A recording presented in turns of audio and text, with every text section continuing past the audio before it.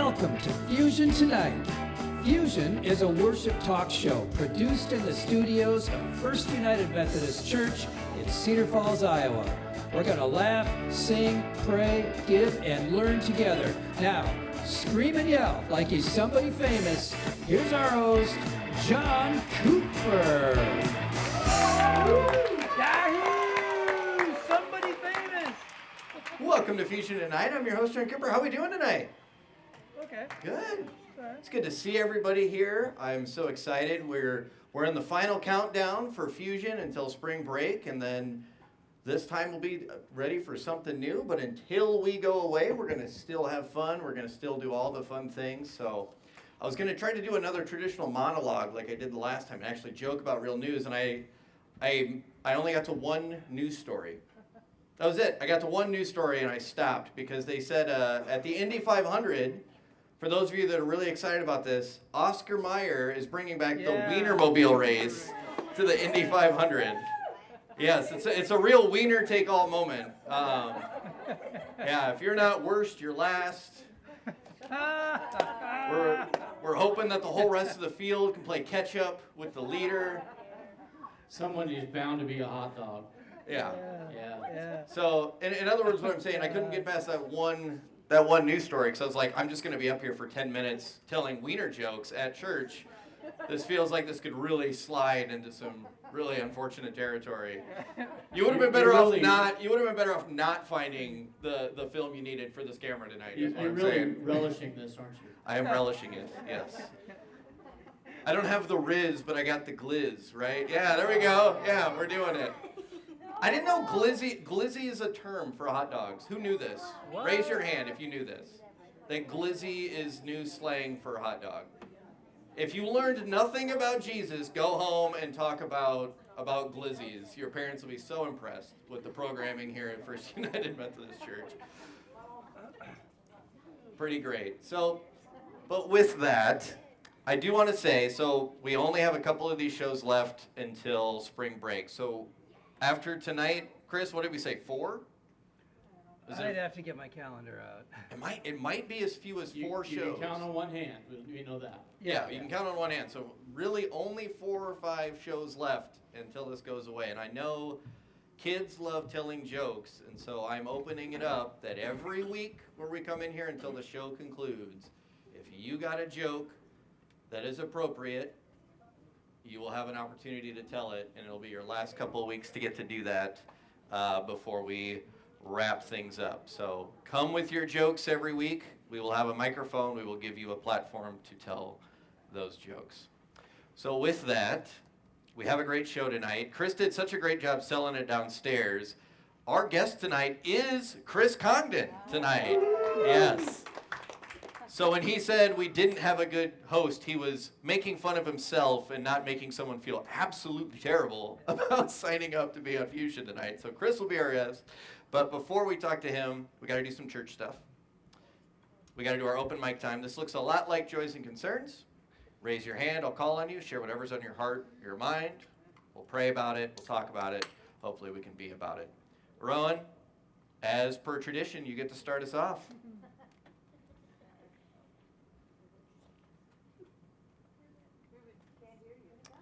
You're just going to have to yell it tonight. I don't think we have a traveling mic.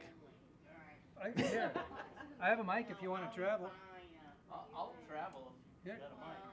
All right. Pastor Chad will travel. Here comes the We're going to make a decision. traveling mic. I'm going to go this way because I'm going to let you do that while I figure this Rowan? out. Rowan, I'm coming on your left side. Grab the mic and hand it to Chad when you're done. So, yes. So, in engineering class, we are in our 2nd semester now. That means that we are changing a few classes, but that doesn't mean we'll still have some fun. Plus, engineering's going very well this week, but we only have a few days left before we go on to our next project. So far, we are working on a candy machine. All right. Thank you for the update, Rowan. I love hearing from Rowan first. Awesome. We got concert tickets. Concert tickets. Concert Yeah, but what concert? K-pop. K-pop. K-pop. All right. K-pop concert tickets. All right. That sounds fun. Got some jealous folks with you. Goodness I got to gracious. spend the night at my grandma's house. I haven't seen her in a while. Awesome. That's always a joy. I'm glad you had that experience. Yes. Morgan's got one in the back. All right, what Marvel's coming out? Here you go. So I have a sad thing. They're making another Star Wars sequel. Oh, Okay. kind of a sad thing. All the other ones suck.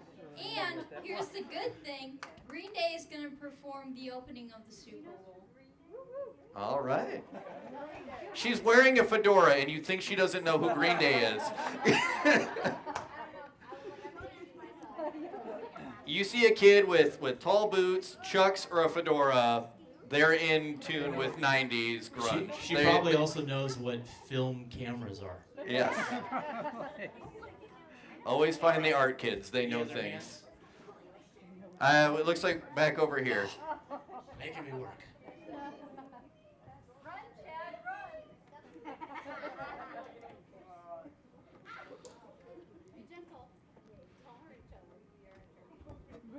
I'm going to someone's birthday party on Saturday. I know. And it happens to be next door. All right. When's your birthday, Saturday? Okay. 3 days. All right. So, and a birthday coming up. So, all right. Yep. I'm feeling thankful for all the people who have invited their friends to come here. Yes. Yes. All right. If that's all, Chelsea, you got one? They're making me, so yeah. Okay. All right. Peer pressure at work. All right. We're just happy Chad's here to help. Love that. I'm glad to be here too.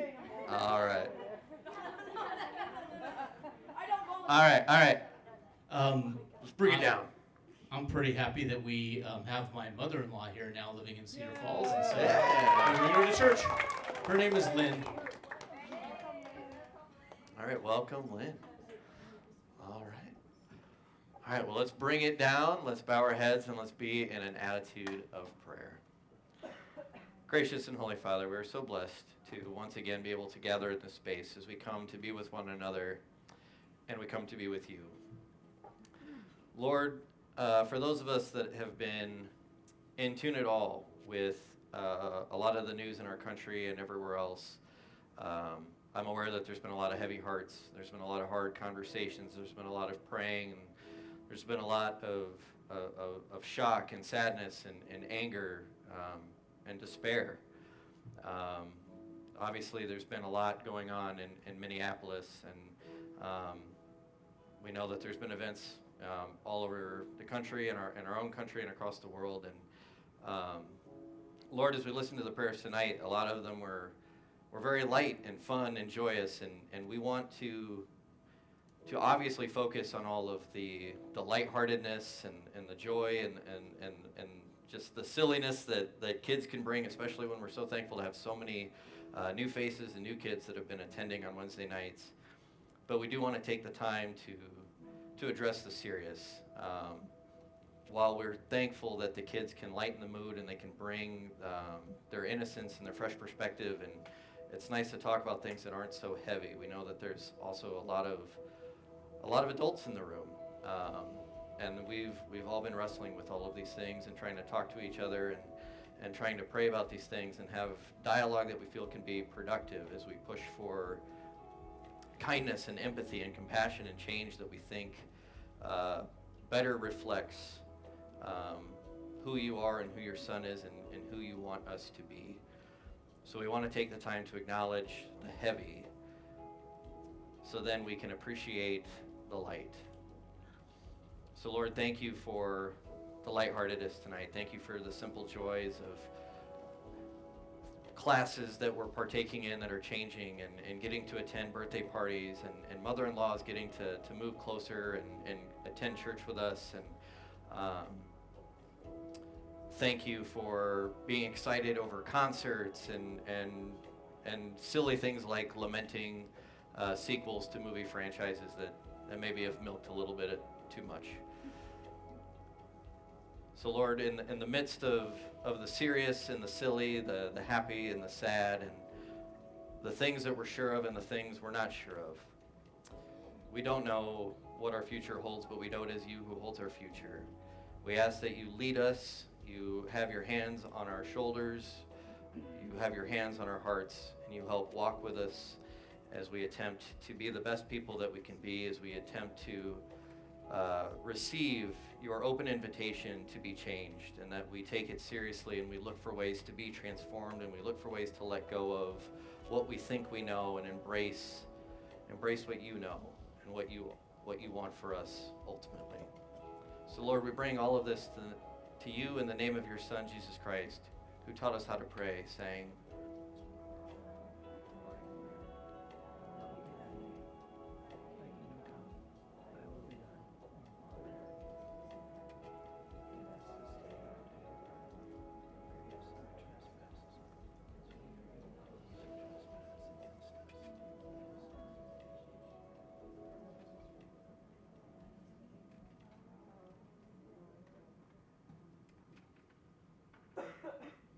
we now go into our offering time. So every week at Fusion, we play a video and we have a specific mission of the month. We don't do a normal passing of the plate. We have 2 giving jars at each doorway. So Chris is going to play a video telling you all about this month's mission of the month. And I encourage you either during this time or on your way out of the show to locate one of those jars and give as your heart calls you to give. This is your time for offering.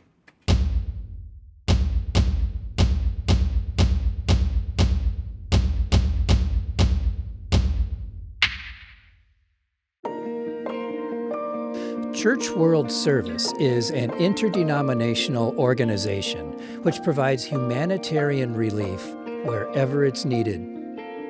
Our mission of the month focuses on Church World Service's Blanket the World with Love program.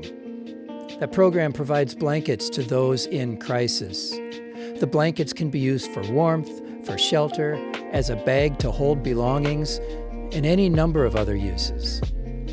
The blankets are distributed to people who are displaced by conflict and to victims of domestic disasters such as wildfires, floods, and hurricanes.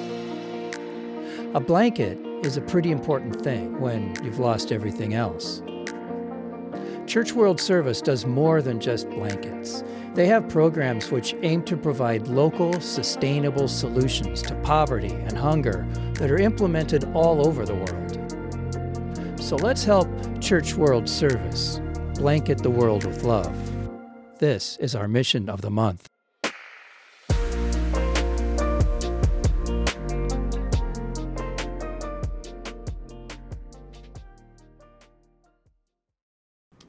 All right, ladies and gentlemen, it is time for our main event. He is normally the guy behind the camera, and now he gets to be directly in front of it. Please give it up for our media guy, Chris Condon. Yahoo! It's weird without the music, isn't it? It is weird. Yeah, way to make that awkward for everybody. God. All right, Chris. Yeah. We had to make you one of the guests before Fusion totally wraps up here in a couple weeks. We had to get you back on the couch and talk to you. And Yeah.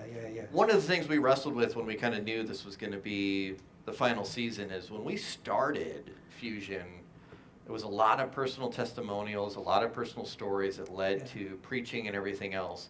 Definitely. And so tonight we're going to talk about personal transformations. I kind of tried to sneak it into the prayer a little bit, what it means to surrender yourself and to let go of what you think you know and open your heart, your mind to be transformed by Christ. And you had an experience like that where you believed something, you believed it for a long time, you supported it with your religious beliefs, and then you had a transformation. Well, I did. I did, and I caught it when you inserted the concept into the prayer. That's cool,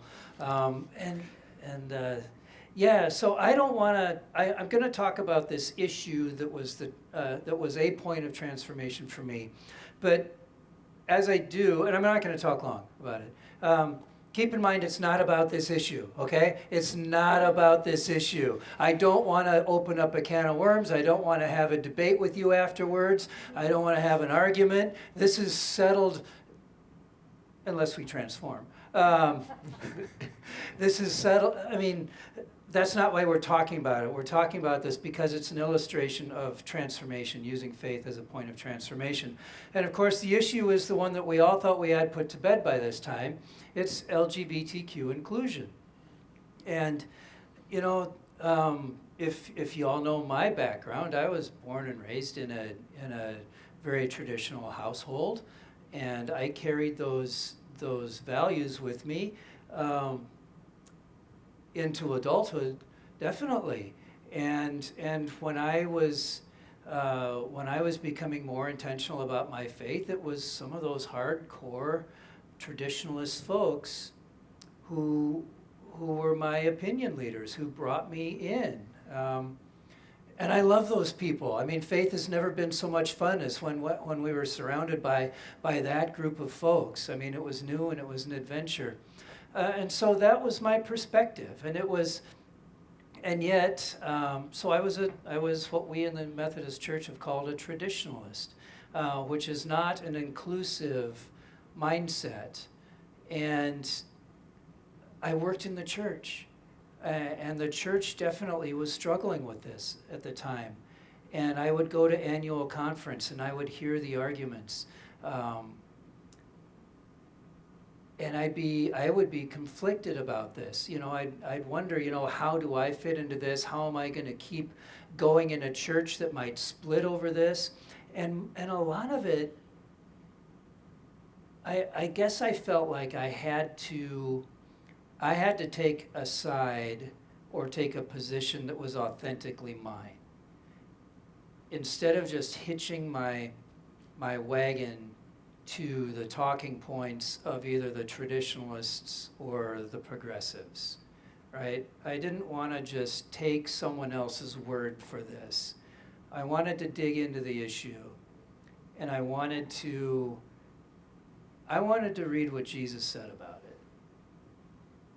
Not what Paul said about it, not what James said about it. I wanted to read what Jesus said about it and then chew on that a little bit and form my own position. And in so doing, I had to change. And it's not that I was an exclusive person to begin with, I have had LGBTQ people around me in ministry and in this church my whole life. You know, I like to, because it makes the traditionalists nervous when I say it this way. I like to say I've been having social intercourse with a gay man in this church every week for the past 40 years. But I'm going to use that. Yeah, but you know, I had kind of a come to Jesus moment where I looked at the words, the red words in the Bible, and I thought, there is nothing in here that's leading me to exclude anybody. And I had to change. And it wasn't easy, because the people who I thought had the moral high ground, you know, the righteous high ground, were starting to look a little more self-righteous than righteous. At the same time, I didn't swing all the way to the left side either. There's some issues over there, but definitely I felt a call to soften my heart and to become inclusive and invitational. And as I read the words of Jesus, I see that my job is to be an encourager and an inviter, and in no way a barrier to someone else's ministry, their personal ministry, their personal life. And so I had to change. And so that's my story of transformation. That is a story. And again, I don't want to get any deeper into that issue because there's 100 issues out there that we could bring up. Circumcision. I'm just like one of the first earliest church splits was over circumcision. Fun, true story. But I know what I said. Oh my goodness. I don't know where to go now. Well, you just got to tear away the top layer and keep going. So yeah. Anyway, this issue is one that forced a transformation on me, and as I look at I'm a media consumer just like all of you are. As I look at news stories and I read opinion pieces, and I see social media posts, I'm starting to wonder if anybody ever changes their mind anymore. Or do we just dig in deeper with what we already feel? And, does anybody transform? Does anybody use their faith to transform? yeah, and that's the conversation. That's the debate. Yeah. We've had more than a few debates on this, especially earlier today when we were fine tuning how we wanted to present this. And really what it comes down to, right, is we are aware that as humans we are flawed, deeply flawed. We are far from perfect. And so when we commit ourselves to Christ and we commit ourselves to church, we're committing ourselves, so we think, to be open, to be transformed. And what happens when these views we have, these beliefs we have, these traditions we hold, what happens when we go to church and magically, week after week, Sunday school after Sunday school, sermon after sermon, Wednesday night after Wednesday night, we only seem to bolster these beliefs and reinforce these beliefs and these worldviews, and nothing ever changes. Yeah.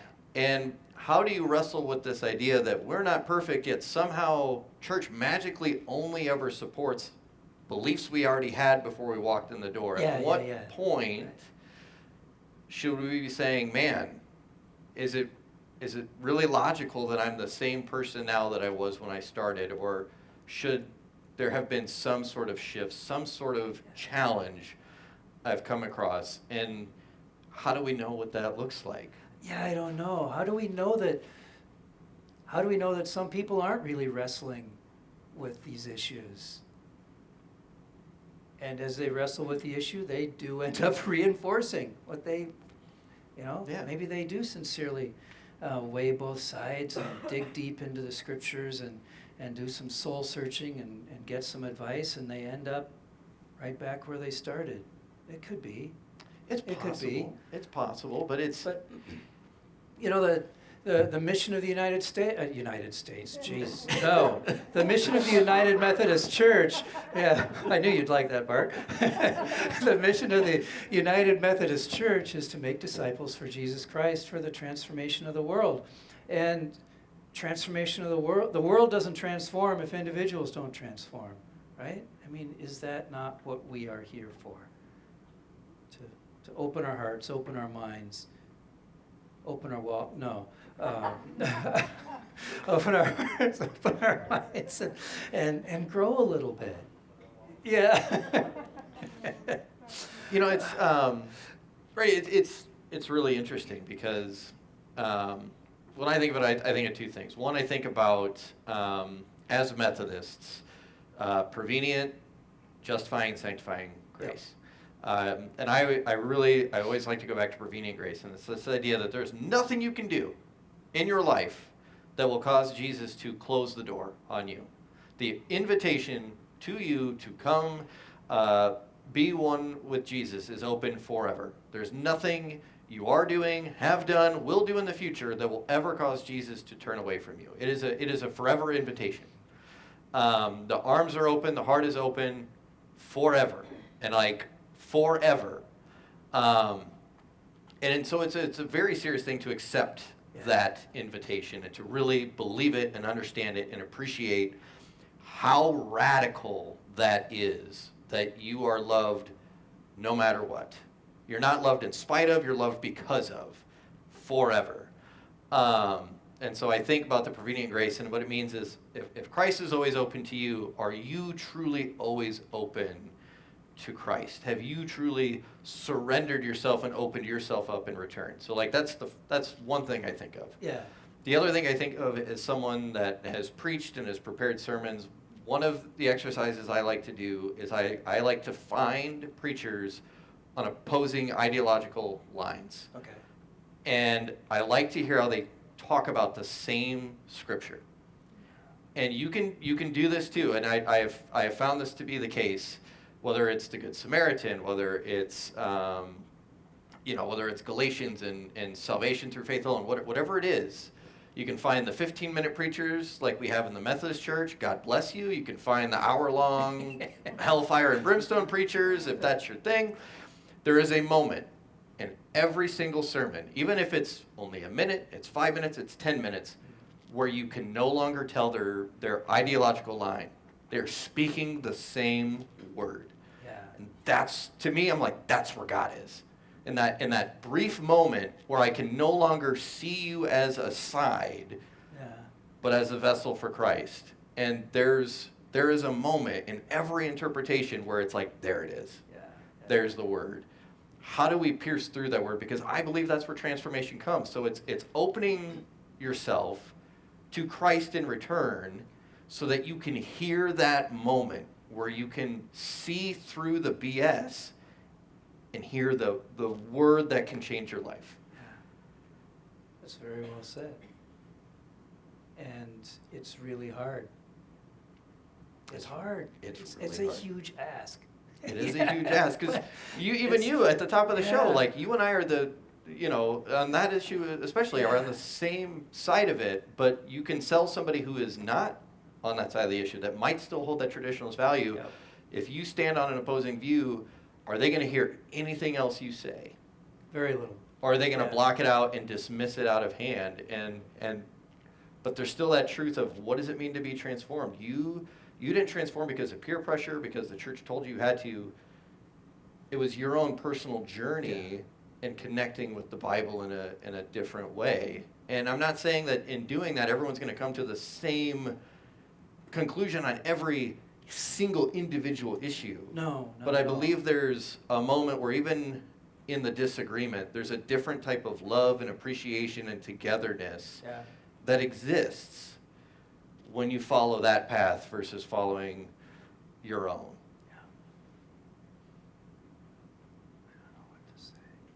I don't either. But like that's what I love. It's like it's just I mean, wrestling with that. It's really just a challenge to anybody that wants to wrestle with that It's same idea of what does it mean definitely- to reinforce you and surrender yourself to. And I think there's fear that people have, whether they want to put it in those terms or not, or whether they think about it in those terms or not. I think people are afraid to be that vulnerable, and they're afraid to be wrong. And you got to get over that, right? What's the worst that can happen if you're wrong? What, you change your mind and become something better? But I think fear is one. Yeah. We've had Chad on the show to talk, Pastor Chad on the show to talk. I got to make sure I use the proper title.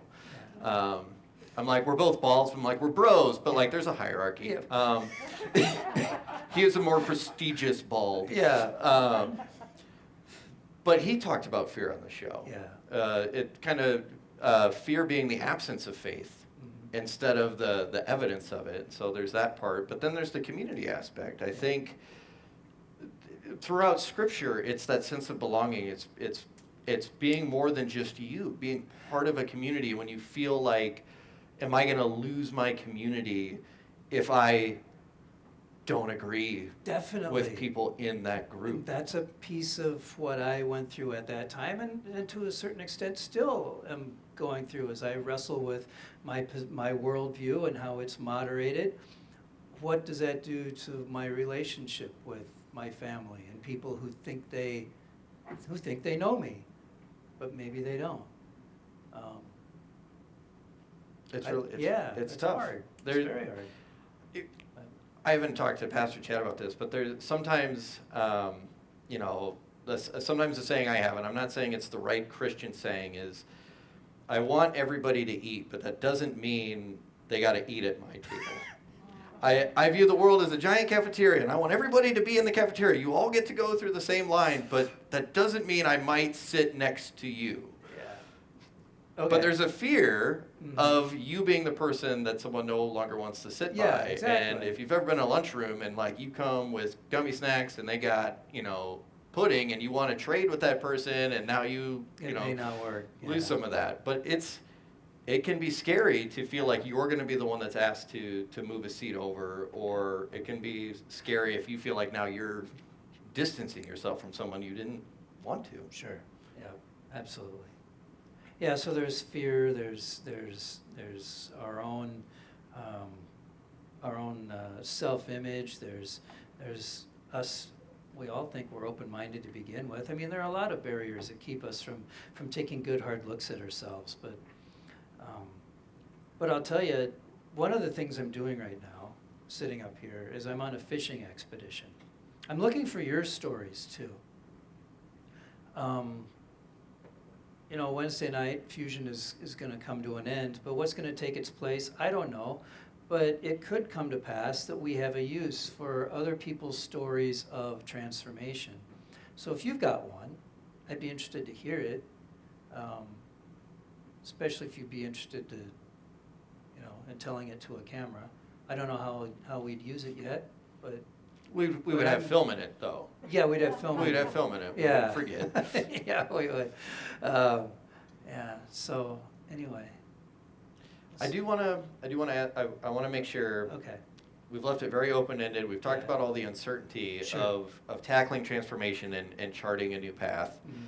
And sometimes if you leave people with just that, it just leaves them in anxiety and it leaves them in fear, and it can Okay. be a barrier. Yeah, be But you free. went through the transformation. Yeah. You changed your opinion on an issue.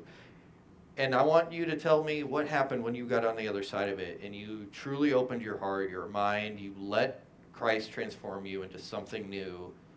What came after? Confidence. And by confidence, I don't mean I'm 100% sure that I'm right. Because, you know, the folks on that conservative side, that traditionalist side, they've got some Bible verses in their ammo belt. And there's a chance that I'm wrong. But I'm at least confident that I put some effort into the issue and that I do have a position that is authentically mine. I'm confident that I'm not just following the herd because that's the herd I've always followed. And I like that. I like that I can own this. I can own my position. And I can also feel good about having a position that aligns with the organization that I work for. Because that was going to be hard. As contentious as that issue got, it was going to be hard to stay if we couldn't line up, me and this organization. And I love my job and I love the people here, so I wanted to stay. So yeah, confidence and relief, and some stress goes away. And it's not maybe that the issue is closed. I'll revisit it if I need to, but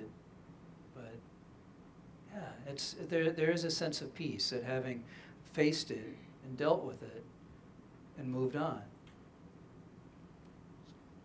All right. Well, Chris, thank you for sharing your story and kind of Yeah. opening up a chance to, you know, have an open-ended conversation. I think sometimes we go to church and we're told what it is, and we forget how appropriate and how healthy it is to wrestle with what we're talking about, what we're hearing about. I think a lot about, you know, we always, you know, going back to, you know, I think the story of Moses, like, just like screaming at God and like, how could you? And it's like, I'd rather you be mad at me than apathetic. Yes, exactly. Sometimes you gotta have tough conversations with people at church, whether it's someone sitting next to you in the pew or your pastor. sometimes you got to yell at God and be like, what is going on? Not a fan. And that's healthy and that's good. It's good to wrestle with it because it means you're thinking.